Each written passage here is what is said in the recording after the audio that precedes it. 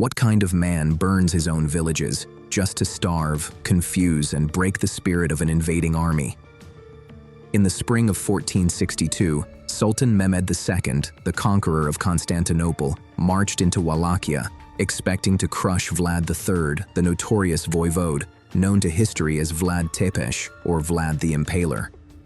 But what he found wasn't a ready army waiting for battle. Instead, he walked into a wasteland, land scorched, poisoned, and ravaged by its own ruler. As the Ottoman army crossed the Danube and marched into Wallachia, they found themselves in a desolate wasteland. Contemporary accounts, including those of the Byzantine chronicler Leonikos Chalkokondyles, reveal that Vlad had ordered the complete destruction of crops, wells, and villages. Homes were set ablaze, granaries emptied or ruined, and livestock either slaughtered or driven off. But this wasn't just cruelty. It was a calculated act of resistance. Vlad, with far fewer troops than Mehmed's 90,000, knew he couldn't win a traditional battle. Instead, he turned Wallachia itself into a weapon. Entire villages were either abandoned or wiped out, ensuring that the Ottomans would find no shelter, no food, and no intelligence in their path. In a letter to Matthias Corvinus of Hungary in 1462, Vlad himself revealed the brutal truth behind his tactics. "I have killed peasants, men and women, old and young. We have burned down everything." Preserved in the Hungarian National Archives, this rare first-hand account shows Vlad unapologetically detailing his ruthless, scorched earth strategy. The strategy paid off. Ottoman troops, unfamiliar with the land and plagued by disease and starvation, found themselves in a hostile wasteland, devoid of resources. Their morale shattered. Soldiers reportedly fled in fear, not from battle, but from exhaustion, hunger, and hopelessness.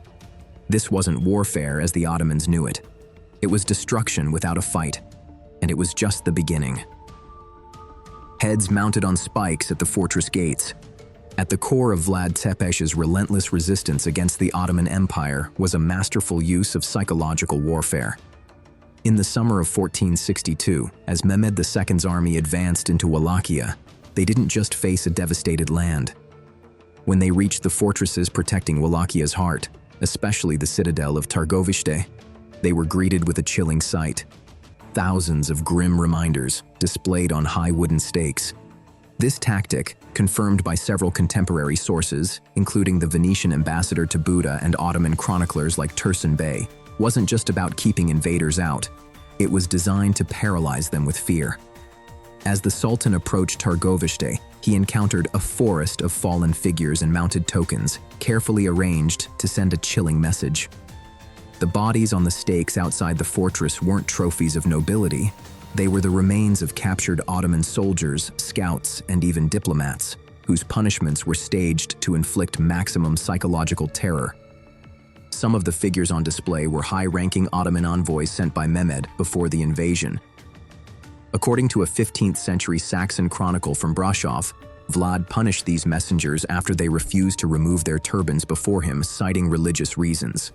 Vlad, unmoved, allegedly responded, "Then let them be nailed to their heads in respect of their customs," and had their turbans affixed before displaying them on stakes. Though the exact words remain unverified, the event is recorded in both Saxon and Slavic sources, highlighting Vlad's brutal intolerance for any form of defiance. Beyond the fortress gates, the roads leading to major towns like Bucharest and Targoviste were lined with stakes holding grim remains, some freshly placed, others weathered by time. Ottoman soldiers reportedly recoiled in horror, and even the battle-hardened troops in Mehmed's army were shaken, as confirmed by contemporary Ottoman chroniclers. The sight was enough to unsettle even the fiercest of them. Impalement, Vlad's trademark weapon of terror. For Vlad III of Wallachia, better known to history as Vlad Tepes or the Impaler, impalement was far more than a punishment. It was a powerful tool of statecraft, a method of control designed to instill terror in his enemies, enforce discipline among his people, and solidify his authority in a land constantly threatened by invading empires. Though impalement wasn't invented by Vlad, it was already practiced in various forms across the medieval world, including the Ottoman Empire. What set Vlad apart was how he turned it into a public spectacle, a deliberate and terrifying form of psychological warfare that would be remembered for centuries. Ottoman, Saxon, and Slavic chroniclers alike recount how Vlad employed impalement on an unprecedented scale during his reign from 1456 to 1462. The method was as brutal as it was horrific. A long wooden stake would be driven through a person's body, typically starting from the lower torso and moving upward, sometimes even piercing through the upper body. The victims were left alive, their bodies slowly impaled, and the stake was carefully shaped to prolong the suffering. Some would remain in this agonizing state for hours, even days, as they died a slow, torturous death. Vlad's officials took meticulous care in arranging the bodies in rows, formations, and varying heights, creating what foreign witnesses described as entire forests of impaled bodies, a macabre display meant to strike terror into anyone who dared to approach. One of the most infamous uses of mass impalement took place in 1462 when Sultan Mehmed II's forces began their advance on Targovishte. Chroniclers like Antonio Bonfini and Leonikos Chalkokondyles describe how Vlad ordered the gruesome display of around 20,000 captives, mostly Ottoman soldiers, but also some of his own Wallachian subjects accused of betrayal. The bodies were strategically placed on stakes around the city in perfect symmetry, the scale of the execution designed to send a clear message to Mehmed as he neared the capital.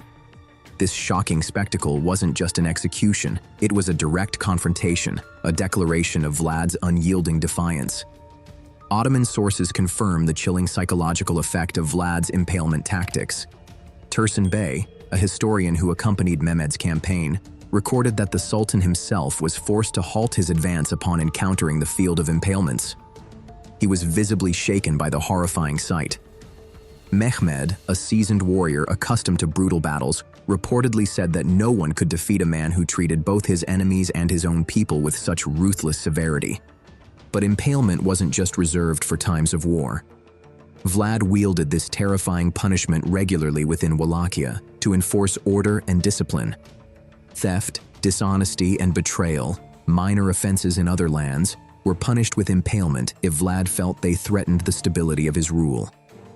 In one such case, the Saxon chronicler Michael Baheim recorded how Vlad sentenced a woman to impalement for lying about her husband's work to avoid labor, an act Vlad saw as a threat to civic virtue.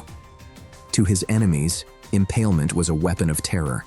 To Vlad, it was a means of enforcing justice, establishing order, and asserting his dominance over both his subjects and invaders alike. Mutilated and released, Vlad's terrifying message to the Sultan.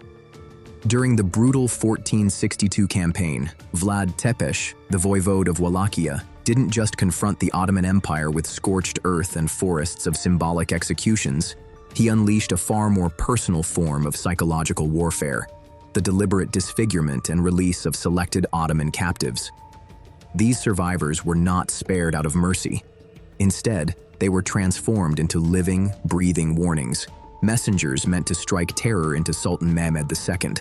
Contemporary chronicles, including Slavic sources like Skazani o Dracula Vovode, The Tale of Prince Dracula, describe how Vlad visibly mutilated his prisoners before letting them go.